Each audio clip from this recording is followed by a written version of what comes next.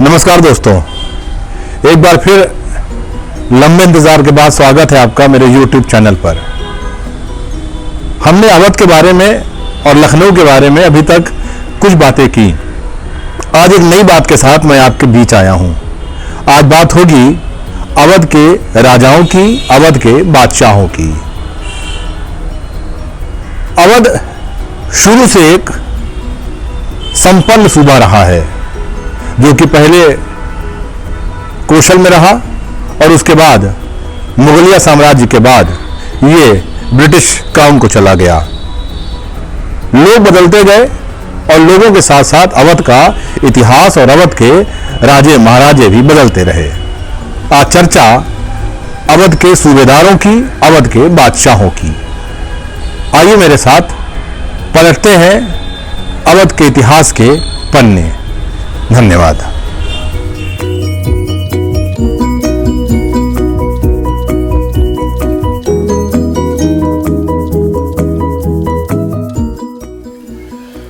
प्राचीन काल में लखनऊ कौशल राज्य का हिस्सा था।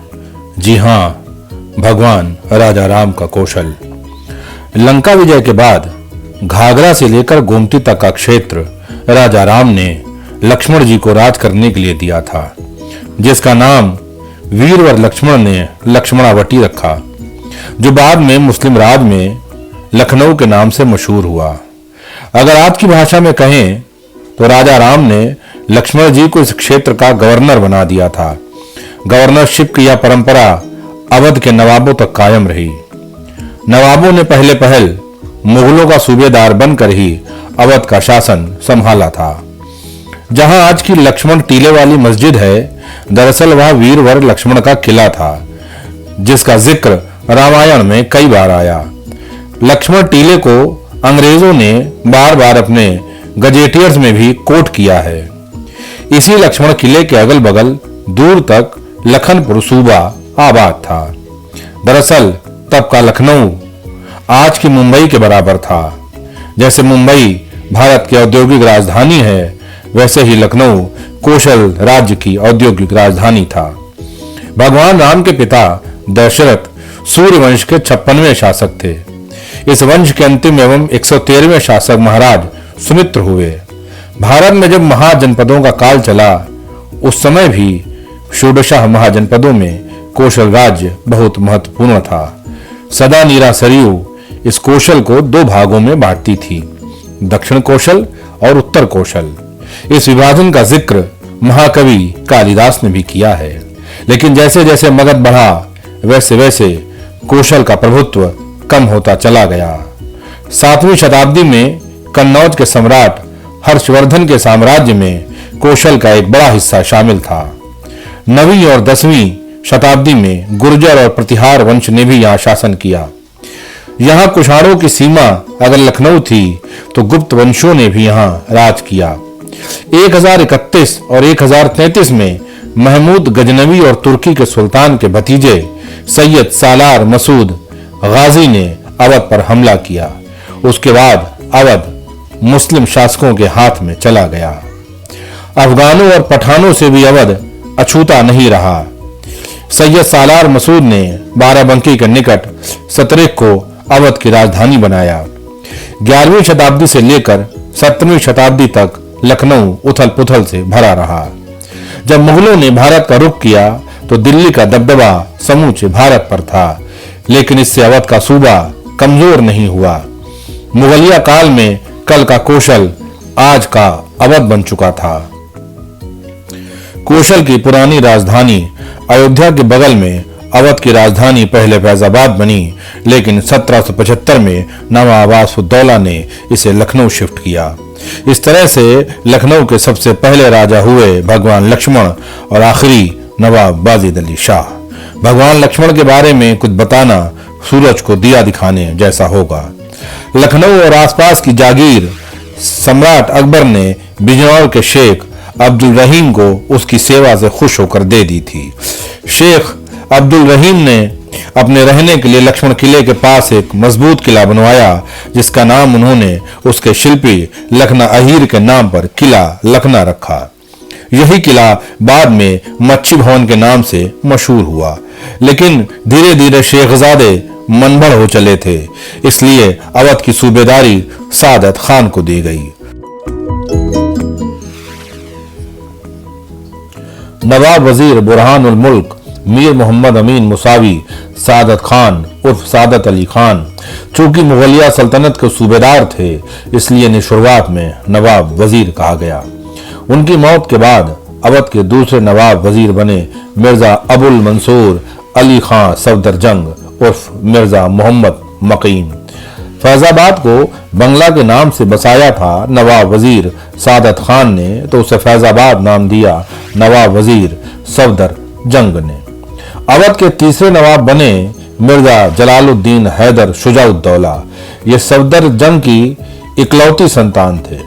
शुजाउद्दौला को सफदरजंग ने शुरू से ही राजनीतिक और प्रशासनिक काम सिखाना शुरू कर दिया था और 5 अक्टूबर 1754 को सफदरजंग की मौत के बाद 22.5 साल की उम्र में शुजाउद्दौला को अवध और इलाहाबाद की सूबेदारी आलमगीर द्वितीय ने अता फरमाई। अवध की राजधानी को फैजाबाद से लखनऊ लाए अवध के चौथे नवाब वजीर मिर्जा अमानी मिर्जा यहया खान यानी नवाब आसफुद्दौला, जो शुजाउद्दौला और उनकी पत्नी बहू बेगम की इकलौती संतान थे। आसफुद्दौला अपनी अम्मी की मार से बहुत डरते थे, इसलिए उन्होंने राजधानी को लखनऊ शिफ्ट कर लिया। आसफुद्दौला के बारे में कहा जाता है कि जिसको ना दे मौला उसको दे आसफुद्दौला। अपनी दीनी तरबियत की वजह से उन्होंने अवधियों को रोजगार देने के उद्देश्य से खूब इमारतें तामीर करवाईं, जिसमें बड़ा इमामबाड़ा उल्लेखनीय है। इसके बाद आए 5वें नवाब वजीर मिर्जा वजीर अली खान उर्फ नवाब आसिफ जाह। नवाब आसिफ जाह खालिस लखनवी थे, क्योंकि उनकी पैदाइश लखनऊ में 9 अप्रैल 1781 को हुई। नवाब आसिफ जाह अंग्रेजों को अवध से निकालना चाहते थे, लेकिन उनके मंसूबे अंग्रेजों को पता लग गए। उन्होंने षड्यंत्र करके नवाब आसफुद्दौला के सौतेले छोटे भाई नवाब सादत अली खान द्वितीय को अवध की गद्दी पर बिठा दिया।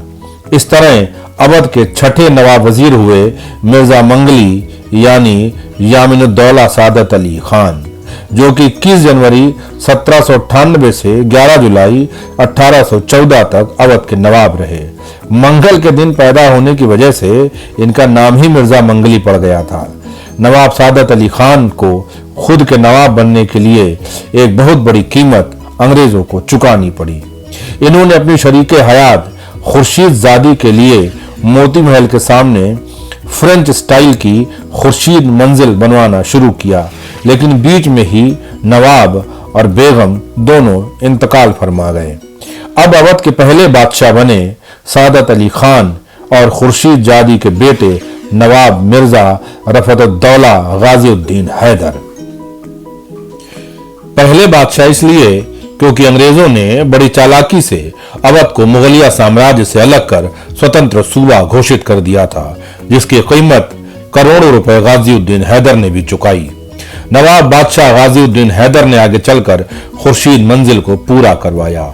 आज इसी में शहर का प्रतिष्ठित लामाटीनियर गर्ल्स कॉलेज है।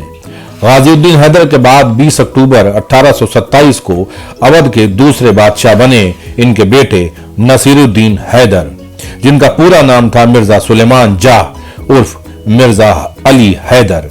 हालांकि गाजीउद्दीन हैदर की एक बांदी से इनकी पैदाइश थी, जिसकी हत्या उनकी पत्नी बादशाह बेगम ने करवा दी थी, लेकिन नसीरुद्दीन हैदर को नहीं मरवाया, क्योंकि वक्त को इस बच्चे को अवध का बादशाह बनाना था।